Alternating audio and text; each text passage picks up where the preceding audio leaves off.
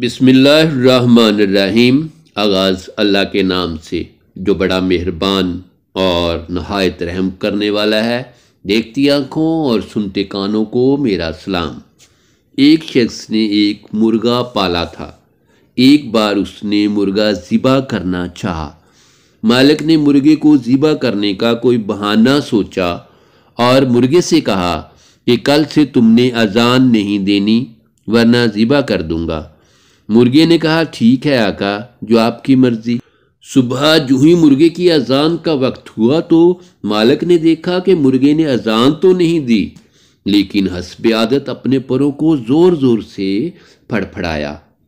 مالک نے اگلا فرمان جاری کیا کہ کل سے تم نے پر بھی نہیں مارنے ورنہ ذبح کر دوں گا۔ اگلے دن صبح اذان کے وقت مرغے نے حکم کی تعمیل کرتے ہوئے پر تو نہیں ہلائے، لیکن عادت سے مجبوری کے تحت گردن کو لمبا کر کے اوپر اٹھایا۔ مالک نے اگلا حکم دیا کہ کل سے گردن بھی نہیں ہلنی چاہیے۔ اگلے دن اذان کے وقت مرغا بالکل مرغی بن کر خاموش بیٹھا رہا۔ مالک نے سوچا یہ تو بات نہیں بنی۔ اب کے بار کے بس کی بات نہیں تھی۔ مالک نے کہا کہ کل سے تم نے صبح انڈا دینا ہے ورنہ ذبح کر دوں گا۔ اب مرغے کو اپنی موت صاف نظر آنے لگی اور وہ بہت زار و قطار رویا۔ مالک نے پوچھا کیا بات ہے، موت کے ڈر سے رو رہے ہو؟